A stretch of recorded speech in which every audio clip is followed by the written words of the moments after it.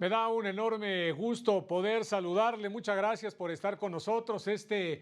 Prácticamente arranque de semana, una de las semanas especiales porque poco a poco, bueno, por ejemplo, ya las actividades van siendo menos y hay menos actividad en la calle, menos clases porque los niños ya están dejando de ir. Prácticamente le decía ya a la vuelta de la esquina las vacaciones para mucha gente de verano. Hay muchísimas noticias. Muchas gracias por estar con nosotros. Soy Oscar González. Le damos la bienvenida a nombre de este equipo de trabajo y saludamos a mi compañera Nidia Díaz en la interpretación de lengua de señas mexicana. Hola Nidia. Comenzamos con la información. En su sesión de este lunes, el Pleno de la Corte definió la terna que mandará al Senado para elegir a una magistrada de la Sala Regional Especializada del Tribunal Electoral. El Pleno de la Corte eligió a las 3 aspirantes para ocupar el cargo de magistrada de la Sala Regional Especializada del Tribunal Electoral del Poder Judicial de la Federación. La terna será propuesta al Senado para que sea en este órgano donde continúe el proceso para la designación de la persona que ocupe el cargo. Las aspirantes son Correa Alfaro Nancy, Cruz Valle Araceli Yalí y Guevara y Herrera María Cecilia.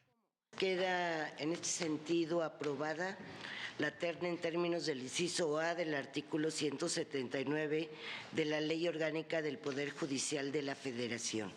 Y de esta manera instruyo al Secretario General de Acuerdos a remitir la terna al Senado de la República.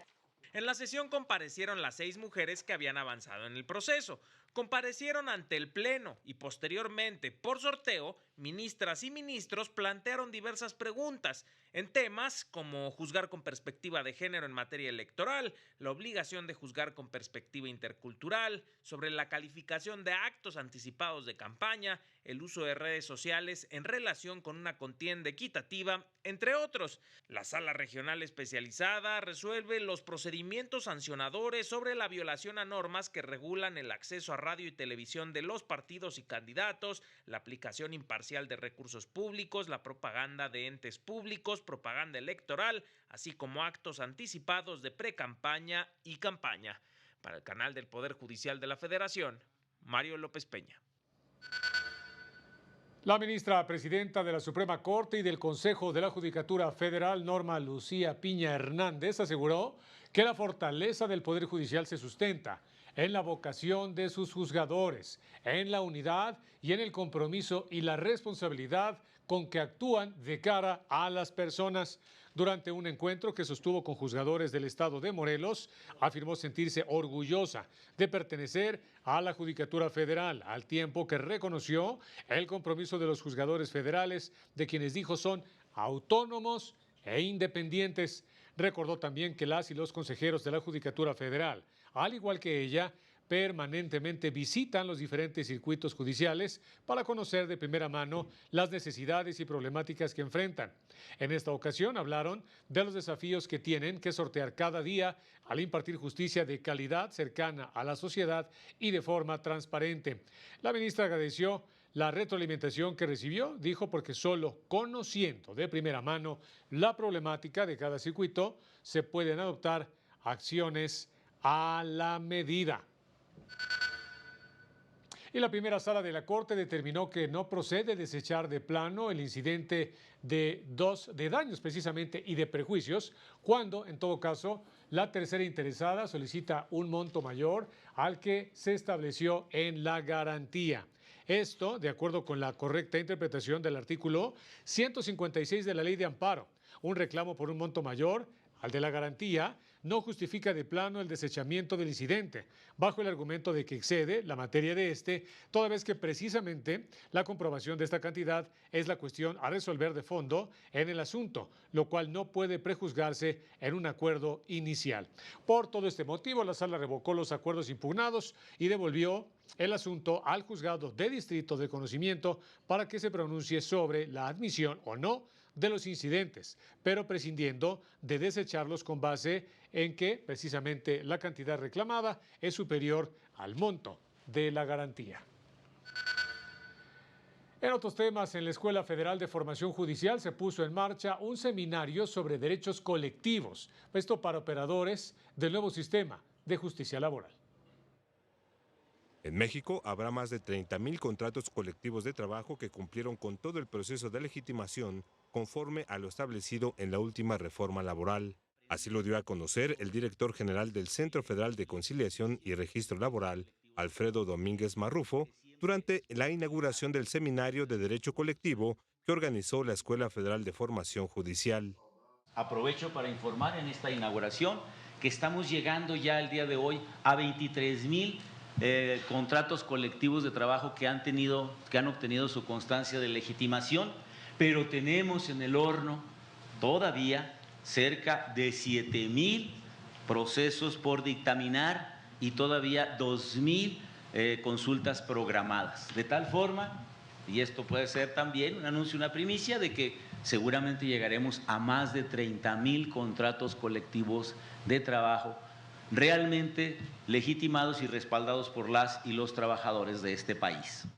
Explicó que una vez que termine este proceso, comenzará el gran reto de llevar a cabo la verdadera implementación de la negociación colectiva auténtica. En la ceremonia de inauguración, se destacó el plan que puso en marcha la ministra presidenta Norma Lucía Piña Hernández para profesionalizar al personal del Poder Judicial de la Federación para garantizar una adecuada implementación del sistema de justicia laboral. Este curso, además, llega a los poderes judiciales locales, porque en ellos, en cada uno de los poderes judiciales locales de los 32 estados del país, también resuelven temas colectivos. Este es el grado de compromiso que la escuela asume para llevar los conocimientos básicos o fundamentales de esta importante actividad de la reforma en materia de justicia laboral.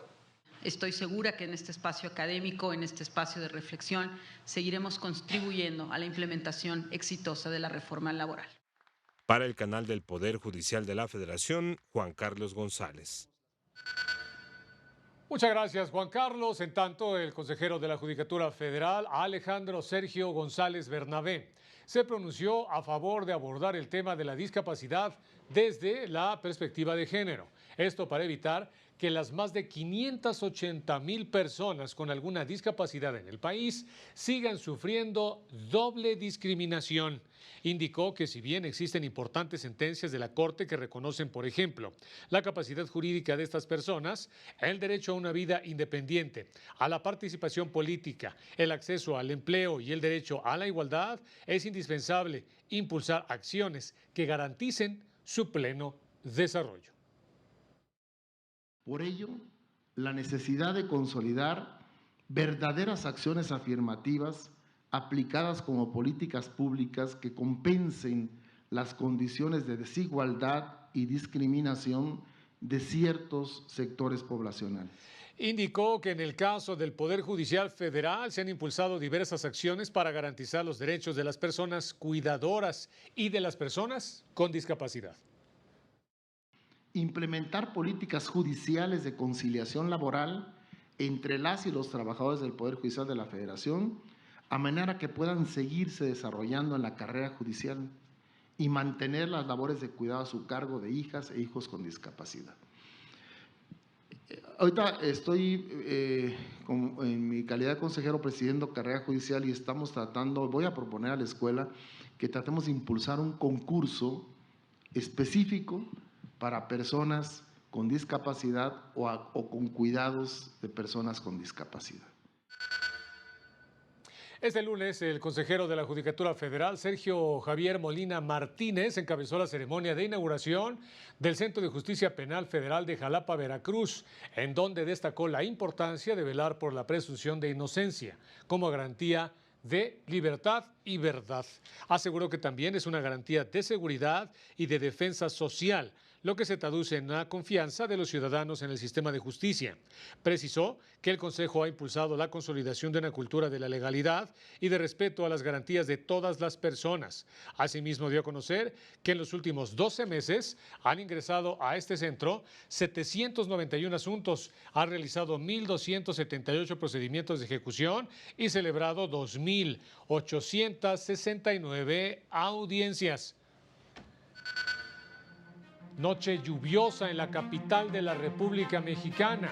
Mensajes y volvemos.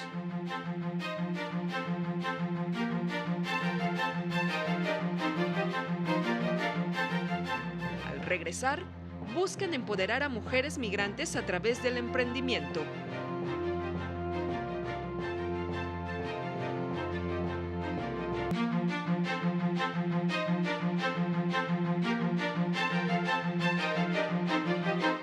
Efectivamente, estamos de regreso, vámonos con más noticias. La Sala Superior dio a conocer el proyecto del magistrado Reyes Rodríguez Mondragón, con el que propone resolver el recurso de revisión del proceso especial sancionador, interpuesto por Morena ante la negativa de la Comisión de Quejas del INE de conceder las medidas cautelares en contra de Silvano Aureoles, esto por presuntos actos anticipados de campaña. El proyecto propone confirmar el acuerdo de la Comisión de Quejas del INE, debido a que, se indica, de las declaraciones denunciadas no se advierte que haga un llamado al voto a favor o en contra de una determinada fuerza partidista y porque la obtención de una precandidatura o candidatura se trata de un hecho futuro de realización incierta.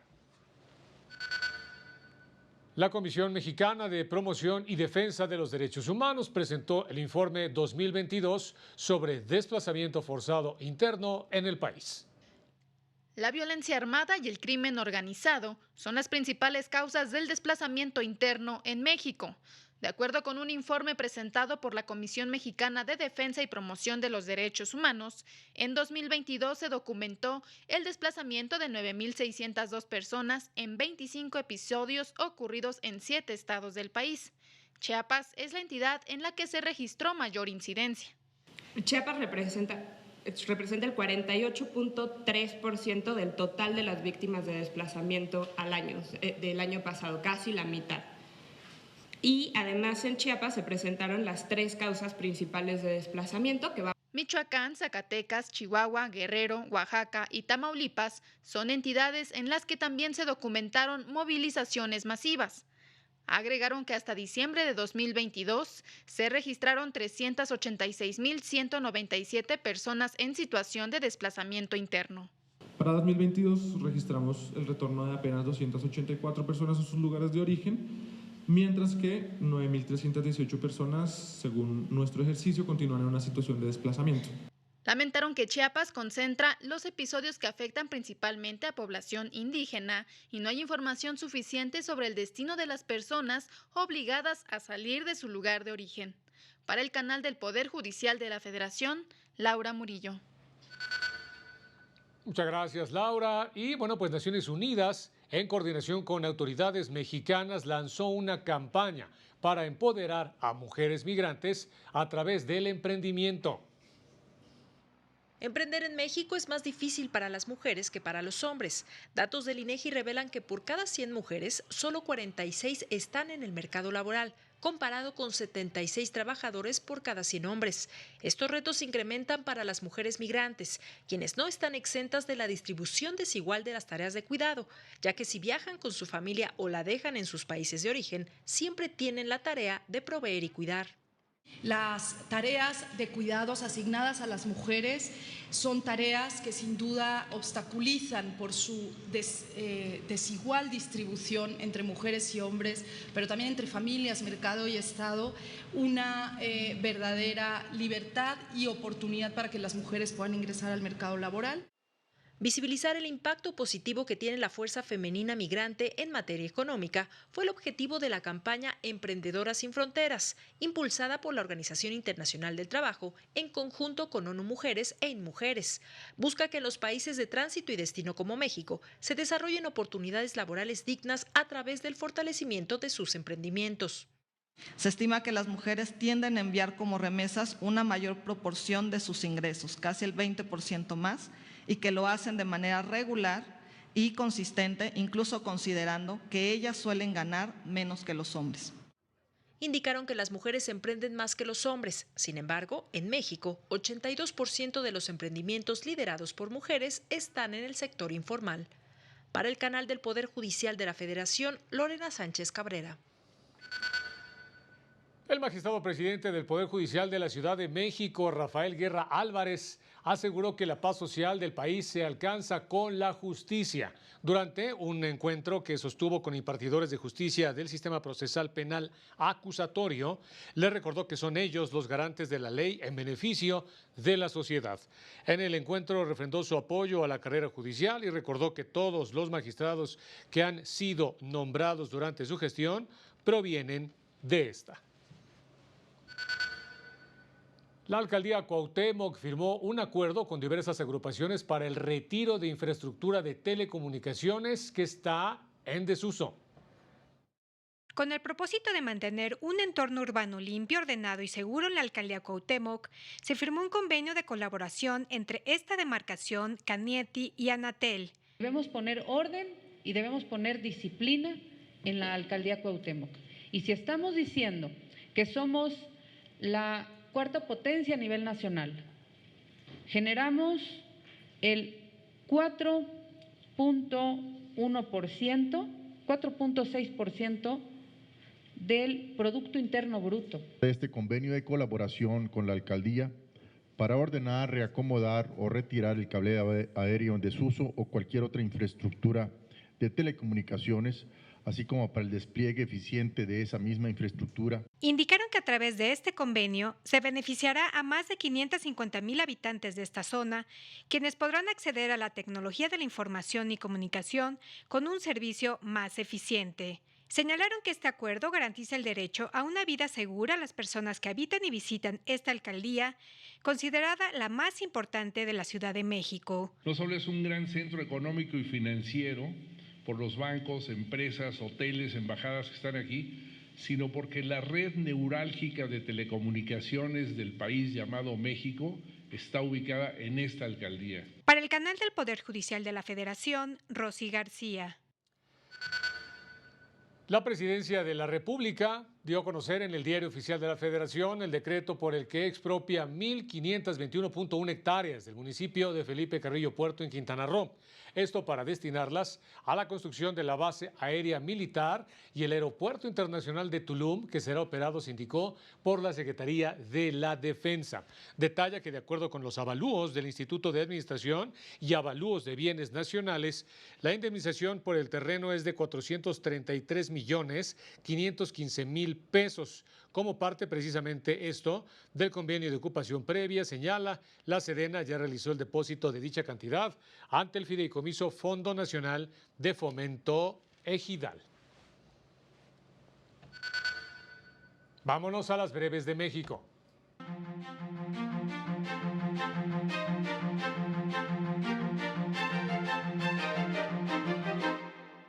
En lo que va del año se han registrado 31 empresas que entraron a proceso concursal, informó el Instituto Federal de Concursos Mercantiles. Señalaron que se trata de empresas a las que les ha costado trabajo mantener su operación por temas como la pandemia o las altas tasas de interés. Se puso en marcha el cuarto Centro de Justicia para Mujeres de la Ciudad de México, en la alcaldía Magdalena Contreras. Cuenta con servicios especializados y atención para salvaguardar su integridad y sus derechos. Cientos de manifestantes se enfrentaron a elementos de seguridad en diferentes zonas de Chilpancingo. Exigen mayor seguridad. Se apoderaron de un vehículo táctico, desalojaron el Palacio de Gobierno y el Congreso de la entidad. Capturaron a elementos de la Policía Estatal y Guardia Nacional. El gobierno de la Ciudad de México propuso una reforma para castigar con 20 años de prisión y multa de hasta 1 millón de pesos a quien o quienes talen árboles en suelo de conservación. La sanción se agrava si el infractor es servidor público. Para el canal del Poder Judicial de la Federación, Citlali Pérez. Un tribunal de Canadá determinó que el uso del emoji, esta figura que representa un pulgar arriba, puede demostrar que una persona otorga su consentimiento para adherirse de manera oficial a un contrato. Lo anterior al resolver una disputa comercial en la que un agricultor respondió con este símbolo. tan utilizado en redes sociales y en servicios de mensajería, a la fotografía de un contrato de trigo que precisamente un comprador le envió por mensaje y alegaba que con ello no aceptaba los términos del contrato, sino que era una confirmación de que había recibido el mensaje, esto para posteriormente negociar, por lo que no entregó el pedido. Sin embargo, el juez determinó que, si bien este emoji de pulgar arriba es un medio no tradicional de firmar un documento, en esas circunstancias constituyó una forma válida para transmitir la aceptación del contrato, por lo que ordenó al agricultor pagar al comprador $61,000 por daños y perjuicios. Las breves del mundo.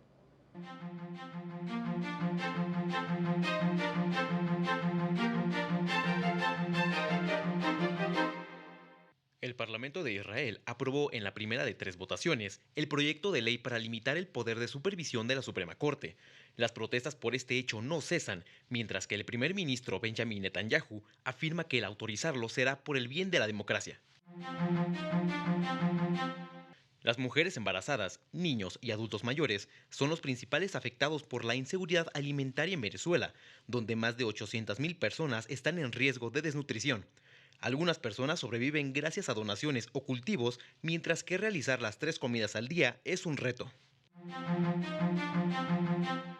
Un monitor federal de Nueva York propone iniciar un proceso de desacato contra la propia ciudad por ignorar órdenes judiciales contra la mala gestión de una prisión en Rikers Island. Los últimos incidentes violentos dejaron un muerto. Una estrategia contra el alcohol adulterado en República Dominicana, que lleva más de 80,000 botellas decomisadas y 3,000 negocios clausurados, logró una disminución del 100% en las muertes por intoxicación durante los últimos 2 años, creando así el mejor método para combatir el comercio ilícito en el país. Para el canal del Poder Judicial de la Federación, Héctor García Mejía. Y es de que la Corte Internacional de Justicia de La Haya resolverá este jueves el litigio sobre la frontera marítima entre Colombia y Nicaragua, que lleva más de 20 años en disputa. Nicaragua pide la delimitación de la plataforma continental entre su territorio y el de Colombia, más allá de las 200 millas náuticas, cerca de 370 kilómetros desde su costa. Argumenta que se extiende y se superpone con la de Colombia, por lo que pretende contar con una plena titularidad de esta área. Por su parte, el gobierno de Colombia señala que el territorio es una zona económica que genera importantes ingresos a los habitantes que se dedican a la pesca y acusan a Nicaragua de querer explotar dichos recursos y comenzar a cobrar cuotas para permitir esta actividad. De acuerdo con la CEPAL, en 2022 se registró el mayor flujo de inversión extranjera directa a los países de América Latina y del Caribe.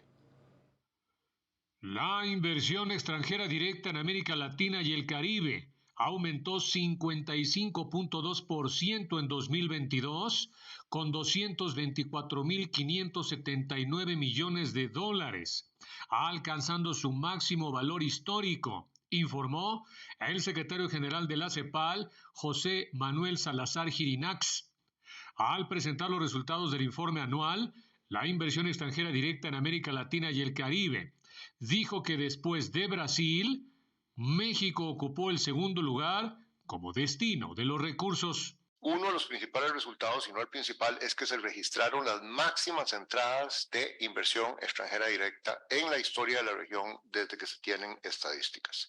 Y es muy interesante entender el patrón de los flujos de inversión extranjera directa en la región en términos de países y sectores y las razones que lo pueden estar explicando. A nivel regional, la inversión extranjera directa ingresó al sector servicios, aunque repuntaron tanto el de manufactura como de recursos naturales. Estados Unidos y la Unión Europea fueron los principales inversionistas. La transición energética fue identificada por la CEPAL como uno de los sectores impulsores del crecimiento económico, que puede convertirse en el gran motor de la transformación productiva de la región.